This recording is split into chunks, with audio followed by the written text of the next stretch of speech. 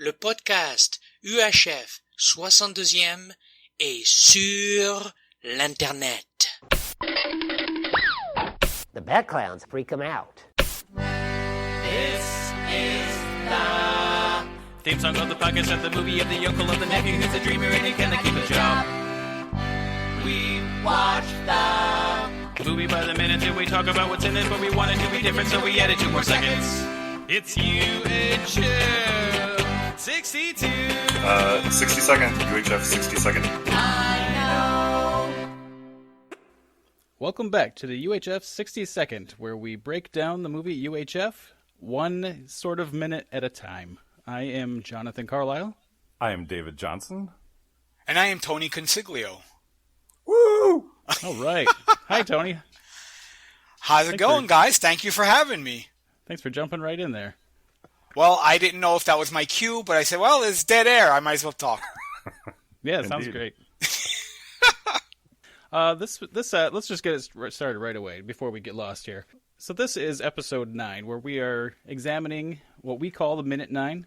It begins with George asking Bob to bash it right in, and it ends with Bob telling George that he's ruining his life. Emotions are running high. I was going to say, this is a comedy, right? Yeah. I would say last episode we actually went over a little bit, and we talked about crowbars. We talked about $5. So, Tony, I was curious. They talk about this $5 that George still owes Bob. Mm-hmm. What do you think that $5 was for? I assume it was canned food.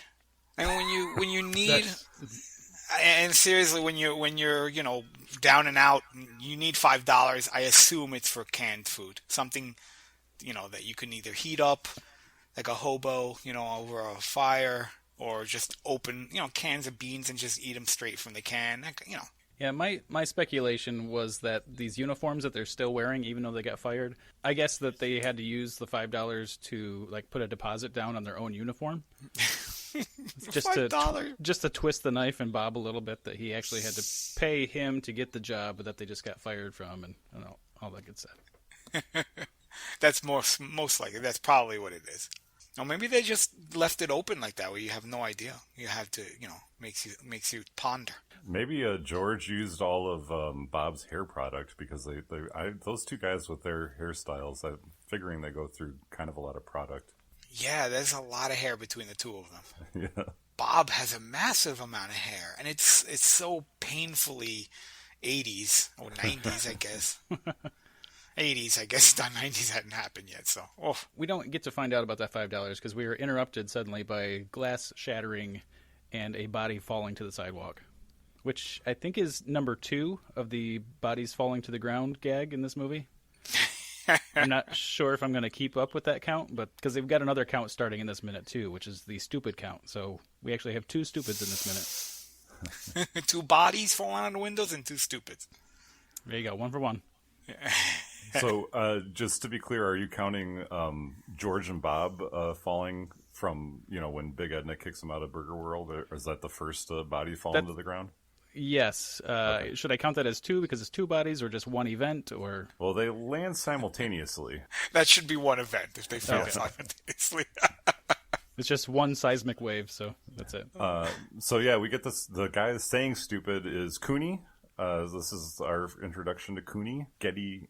Is that right? Am I saying that right? Getty Watanabe? You are saying it correct, although the only reason he's called Getty is because his grandfather, who was Japanese, could not pronounce his actual name, which is Gary. Ah, okay. That's pretty good. So I was doing some research, and there's some funny stuff. Because this UHF is one of those movies that really introduced me to a lot of people. So I know that there's a lot of people that know Getty Watanabe from other things, like 16 Candles, which I've never seen. He's probably like our first big name that we've seen so far, besides our 2 big guys. So Getty Watanabe, he was born and raised in Utah. So again, I was introduced to him through this movie. I kind of assumed, yes, he's obviously Asian American, but the accent that he puts on is not a real accent. When he was auditioning for 16 Candles, he put on the accent, and so everyone was fooled. And then he, spoke in American English, and he was actually nervous about dropping back to American English because he thought that he was going to be fired for basically lying to everybody. But they seemed to love it and thought it was hilarious, so they just kind of kept going with it. I guess that in itself has been a point of contention for a lot of people because he's I guess. Asian. Yeah, he's really putting it on, not just for this movie but for other movies too, and the fact that he's faking that accent and really hamming it up. Yeah, I was gonna say, is that on the line of being racist or politically incorrect? I mean, I'm sure at the time they didn't think twice. They're like, he's Asian, make him, give him an accent, people will laugh. Yeah, I did actually listen to a bunch of interviews with him. His take on it seems to be that that's just what he did. He worked, and he had a lot of fun doing the jobs that he did. And I think he's kind of taking the position more of like, well, it's too bad that there wasn't more Asian exposure in movies, but this is just what he was doing. So if you would imagine that there was a lot more Asians in the movie culture at the time, then it wouldn't have been as big of a deal. He would have just been like a speck. I don't know if that's the right way to go, but that's how he's looking at it. You know who was also a famous Asian American was B.D. Wong, and I don't remember him ever doing voices. I guess more because he was more of a dramatic, although even dramatic actor, he could have put on I don't know. I never remember a lot of stuff he did that had an Asian accent. I can only think of him in Jurassic Park, and he certainly didn't have it in Jurassic Park. That would have been very jarring. All of a sudden, this guy with Asian accent. Well, I guess he did a show, didn't he? Do like Law and Order for the longest time too. That's why I remember seeing him the most. Okay. And he certainly didn't have one there either. Looking through his filmography, I was recognizing him in some other things, but I think the biggest thing that popped up in my head was his short little bit in That Thing You Do as just one of the camera guys. He doesn't have an accent in that one. One thing that jumped out to me on his IMDb list was that he was on an episode of the Weird Al Show as Cooney. So he went on the Weird Al Show in the late 90s and reprised this role. But I don't think of course he was on ER for many, many episodes, but I never saw that show. I didn't recognize a lot on his IMDb list. I heard in an interview that he thought, not to disparage the show, but he thought that his character on ER was one of the most boring characters that he's played because it's actually probably the character that's closest to him. Like he always likes to play a character. He likes to put on the mask. He likes to do something else. Oh, one more piece of trivia for him is that he never ate a Twinkie Wiener Sandwich. Getty never did? Never did. Well, that would be a good segue into talking about that. But I before we move inside the apartment and start getting into all that, I want to talk about the logistics of Beginner's Day. Why would you put the beginners near the window? I don't understand Cooney's plan, and I also am wondering how often he's replacing the windows. That would be expensive. So yeah, in a beginner's class too, are they doing throwing already in beginners? Or did this guy did he get kicked and get pushed out the window? Or I always assumed he just got, did the over the shoulder throw and the guy just flew out the window. Well, who is actually maybe Cooney is so frustrated with these beginners that he's throwing them out the window. That would be possible. That'd be really hard because the second one that comes out is on the window next to him. So I suppose so. Yeah. He could be that good though. I don't know. Yeah, we never actually see him practice karate. He could be that good. Wow. I assume when people sign up for karate in his class, there is a stipulation at the bottom that says you may possibly get thrown out a window. So how many people are in his class that he just lost 2 of them in just a matter of seconds? Yeah, he's not concerned about it. He's not. He must have more students. Imagine a room full 20 to 30 people. They're just bustling to get pushed out. Just waiting. Call me stupid. Because no, not until after you're out the window. Sorry. Yeah, maybe he's who's the chef that yells at everybody and he's really mean. Maybe that's his Cooney shtick is he's just Is the Gordon Ramsay of karate? Yeah. I hate to run away from Cooney already, but there is more to this minute. Do you have any other Cooney things before we take off? Not at this time. Do we want to move over to the Twinkie Wiener Sandwich? Tony, Jonathan and I kind of did a a special extra separate episode about Twinkie Wiener Sandwiches where we both actually prepared and ate Twinkie Wiener Sandwiches while we were recording. Oh my God. So we've kind of experienced that. Have you ever had a Twinkie Wiener Sandwich? I have never had a Twinkie Wiener Sandwich. I just assumed they would give me like a really like wicked case of agita. I couldn't imagine. Oh, just the idea of hot dogs and Twinkies. At that point, was Weird Al vegetarian? I assume he wasn't because he ate it. No, yeah. He was not. Yeah, he said he had about 7 Oh my while God. they were filming this sequence. 7. Oh. So what did you guys think? I assume you guys spoke about it, but were you put off by it? Was it mildly okay, or? Yeah, the cheese whiz was a little bit difficult because that's not a normal part of my diet. It was okay. I remember having the biggest struggle for me was the overall texture, but it was okay. Was the hot dog cold or was it hot? I think I started with a warm one, and then it got colder as we kept talking before we ate it. Yeah, that sounds about right.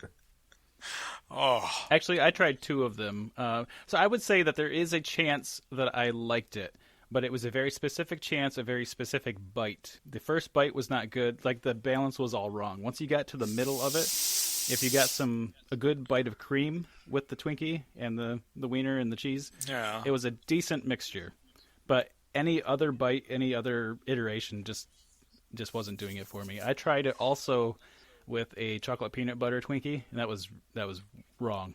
I should never. Oh. Now, did you do like what they do in the hot dog eating contest? Did you like soak it in milk like Weird Al did in the movie, where you just kind of dipped it in milk and ate it? I tried it with milk. Did you really? That seems like it would make it worse. Yeah. I was already having a problem with mine falling all apart before doing that, so I did not dip mine in milk. So, do you enjoy the 3 elements of the Twinkie Wiener Sandwich separately? Like, how are you with Twinkies? How are you with hot dogs? I have no problem with Twinkies or hot dogs or even Cheese Whiz. I don't eat those things regularly, or not every day, at least I should say. But I certainly did not put them together. I say that like it's gross. I'm sure people put together worse things, but no, it never. I mean, I saw it in a movie, and I assume it was for shock value, and like I said, my first reaction is like, oh, this is going to give me the worst heartburn. I cannot. So, are there other foods you guys have made weird concoctions of? No, but I think we're going to be getting into that later on. Okay. But let me ask you this, Tony. I mean, yes. Can we talk about your mayo cast that you're doing with? Of course you can. Alex? Yes, I haven't signed anything. Alex didn't make me sign anything, so I can talk about it. So our listeners may not know, but you have a mayo cast. Do you want to explain that really quick for anybody that may not know? Sure. It was one time I was visiting Alex, and he is one of the 2 guys who does the Star Wars Minute podcast, and I go on there occasionally. And when I was there to visit him, he's like, "Hey, can we do a weekend edition episode while you're here?" And I said, "Sure." So we set up the microphones. It was him and his brother. That's right, his brother was there also, Andrew, who does also does a podcast about Godfather, the Godfather Minute podcast, and I don't remember now how mayonnaise came up, and I thought I would just start babbling on about mayonnaise because I would say half my diet growing up as a child was mayonnaise. Like Wonder Bread mayonnaise, which made me into this fit, healthy, svelte person I am today. Yeah, so I just went on, and then afterward, Alex was like, "We should do a whole mayo podcast." And I was like, "You really think we could fill a whole podcast about mayonnaise?" And he's like, "Do you think we can?" I was like, "That sounds like a challenge to me. Let's start it." And that was it. Started looking stuff up, and there was information and like urban legends. This stuff that I would never have thought about mayonnaise, which was hysterical.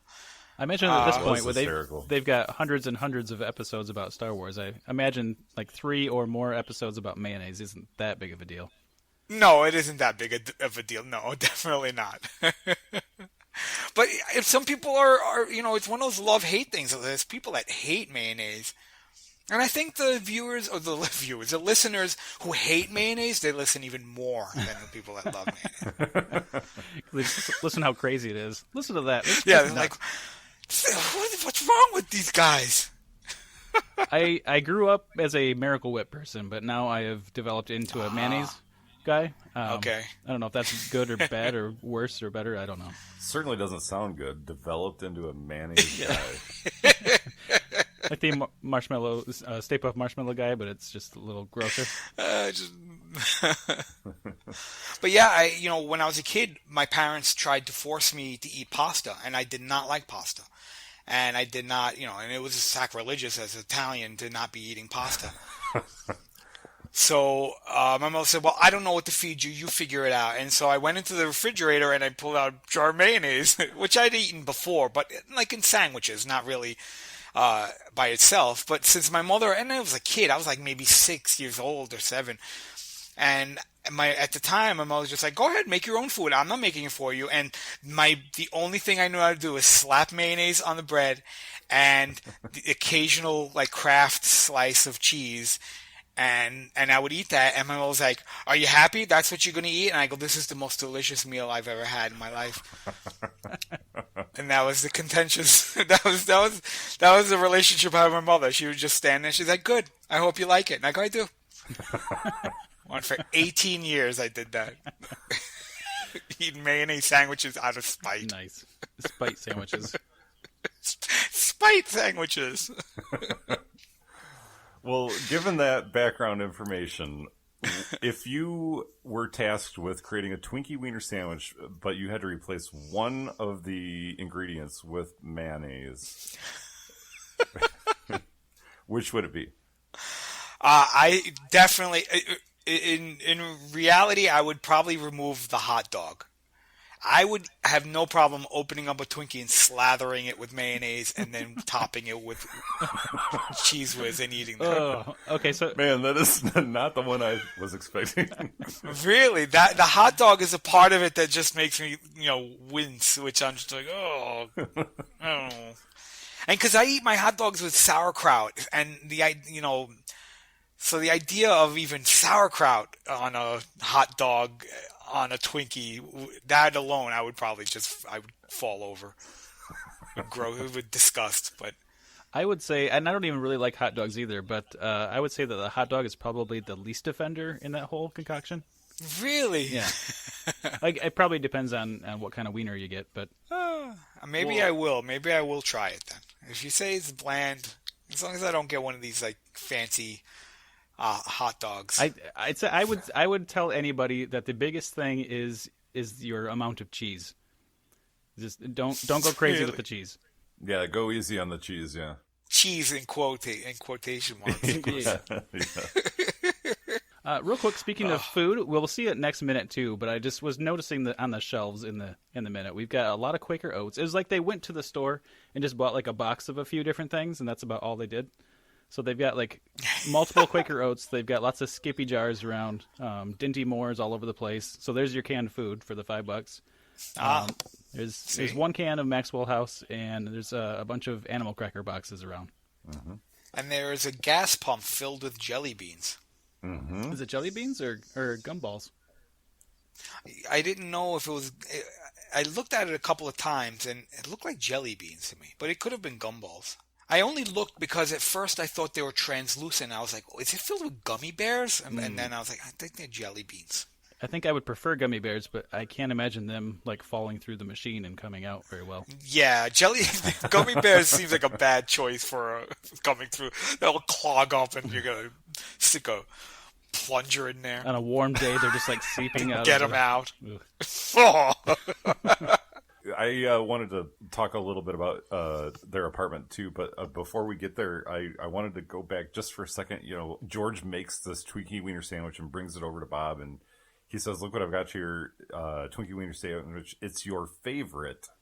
Do we think that this is actually Bob's favorite, or is this George's favorite, and he made it for himself knowing Bob wouldn't touch it so that he could have it? That has to be Bob seems like he's the straight guy in this situation. I can't imagine he's eating Twinkie hot dog sandwiches. Yeah, I mean, he seems like peanut butter and jelly all the way to me. Yeah. I wonder if there was a day, since they seem to be so poor and down and out, that maybe there was a day that's all they had, was they had a Twinkie, they had a wiener, and they had the spray cheese. So George went for it, and Bob was like, okay, this will sustain me for the day. So George is like, hey, I can make that. That's something I can do. That's your favorite now.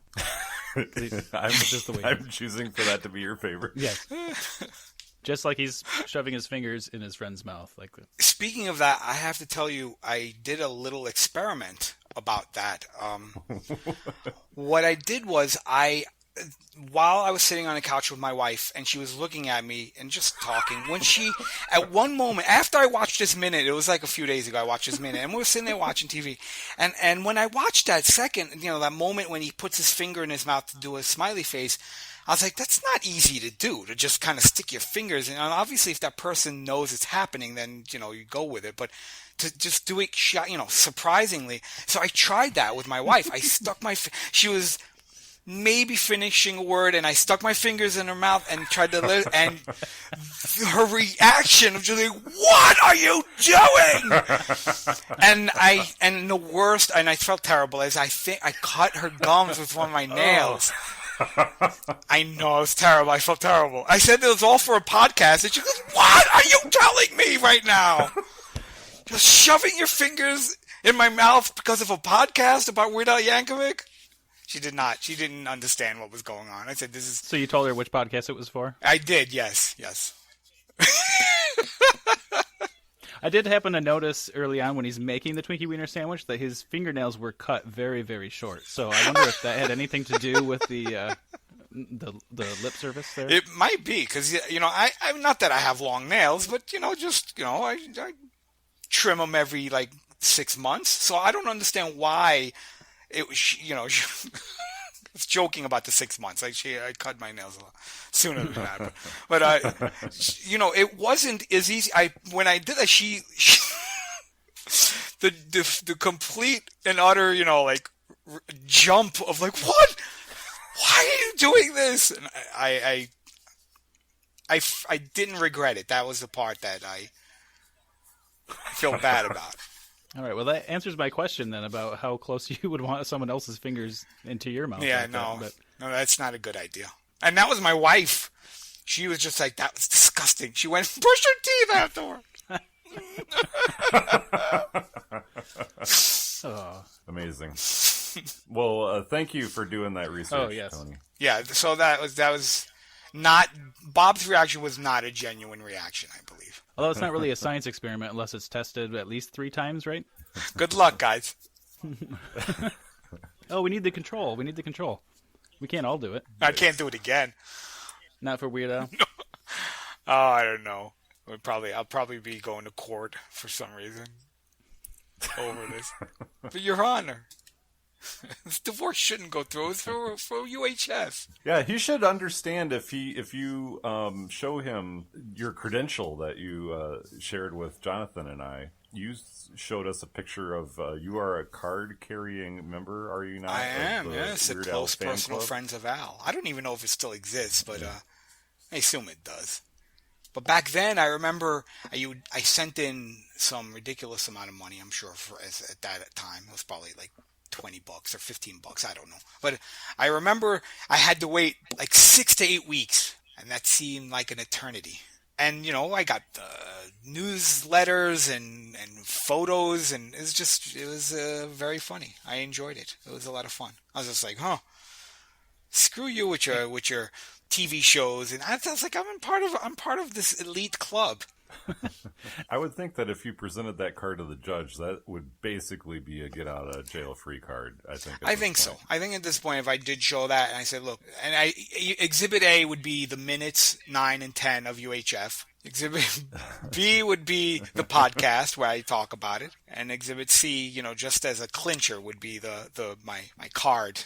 So I have one more thing about the Twinkie Wiener Sandwich. I know that we kind of postulated that maybe they were down on their luck and that's all the food that they had, on hand. But the origin of this is French in nature. It is French cuisine. Ooh, nice. Is it really? Do you have like a name of the first person who introduced it to the world or anything? Vincent Trigot. Whoa. Wow. Twinkies are very American. Oh, I'm making all this up. Sorry. It's very possible. I could easily been some French. Voila! Delicious. There's still a lot more to see in this apartment, but I think we've got a whole nother minute, most of a whole nother minute to go over all of that. I didn't tell you guys about what I used to make when I was a kid. It wasn't really a recipe, but what Besides the mayo sandwiches? Besides the mayo sandwiches, I used to melt ice cream. Like, I loved coffee ice cream. I used to melt it. I used to just leave a bowl out until it was liquid. And then I would pour a bunch of flour into it and make it elastic, almost like Play-Doh. And I would sit in front of the TV and eat that. I would pick at that and make little animals and stuff out of it and eat them. That's not making that up. And my mother would scream at me that I was going to get worms, which I didn't. I still to this day do not know what that means. You get worms? Worms? From flour? From the flour. I guess the raw flour? I don't know. I should have looked that up. I'm sorry. I didn't do my due diligence on that. Is it bad to eat raw flour? I don't know. I've eaten raw flour, like raw cookie dough and stuff, so I don't know. Well, people worry about that because of the eggs, but flour, that's like... My mother swore up and down that if you eat raw flour, you will get worms. I assume it's her trying to scare me away from finishing all of her flour. Well, I would think that I would have rebutted that. Then, Mom, then your flour's got worms in it. Then you need to get better flour. Don't get flour with worms in it, then. I would always finish it, and then I go, I'd pretend my stomach was churning. I go, the worms. You're joking. She'd say, you're joking now.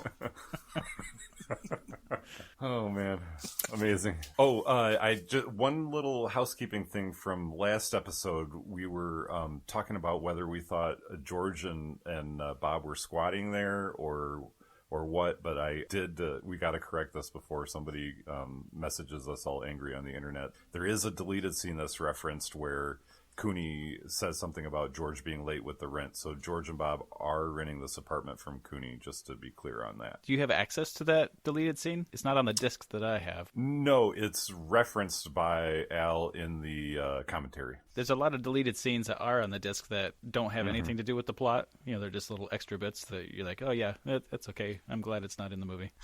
Yeah, but that's a sweet apartment they got there. I mean, they've dressed it up nicely, but I don't know. I don't know if I could. It depends on how late the classes go. That's I true. guess There's body parts smashing through. I guess that's the next minute. I shouldn't go into that minute.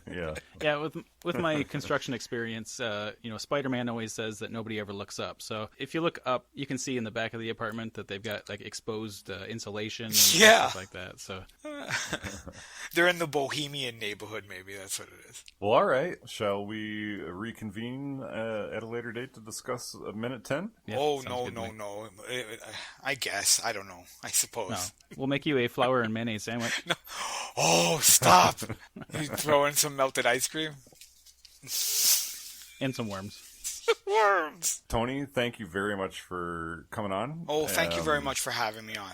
It's been a lot of fun.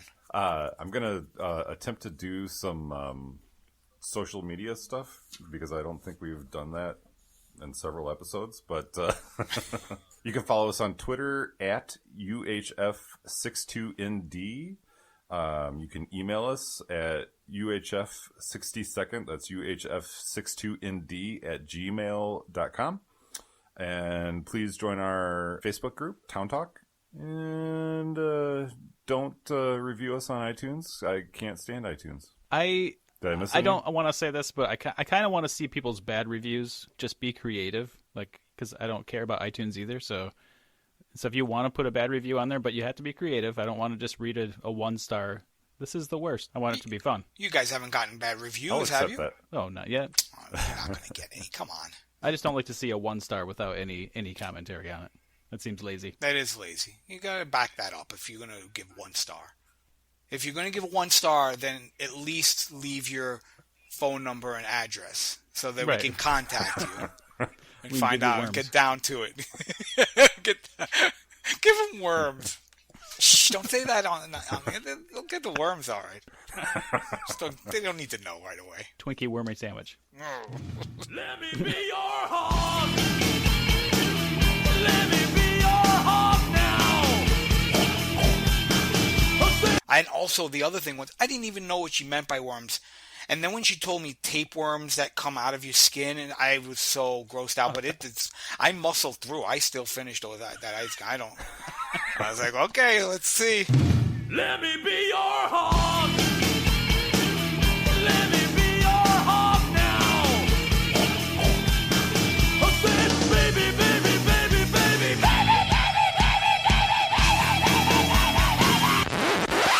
Wait a minute. Did tapeworms come out of your skin? I thought those came out of your...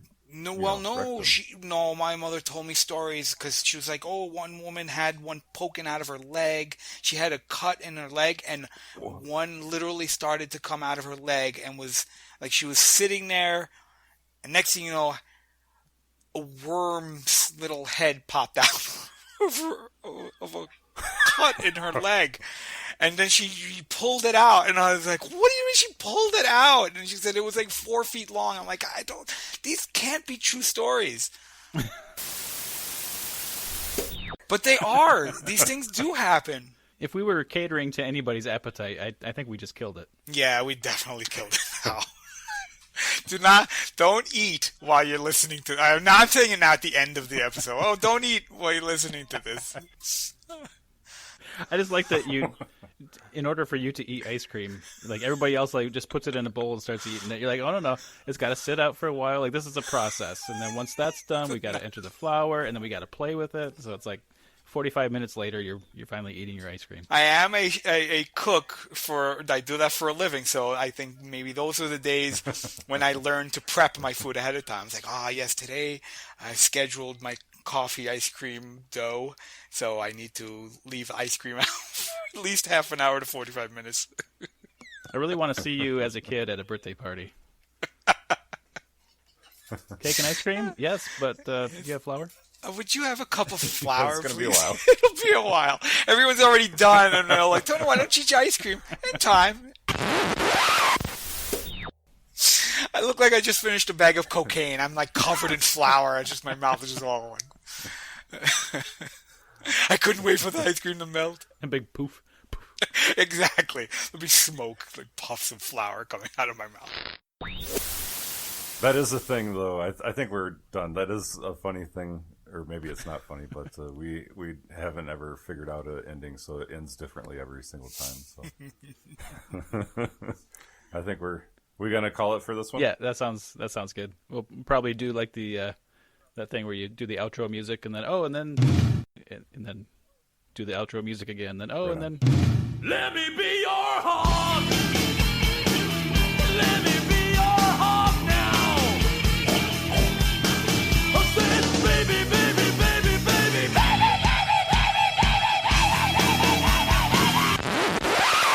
No, I tell her I'm on podcasts, and she goes, "Are you going to be talking on the phone?" This is my grandma. She's like my grandmother. Are you going to be talking on the phone? I was like, "No, I'm not on a phone. I'm on a podcast." Okay.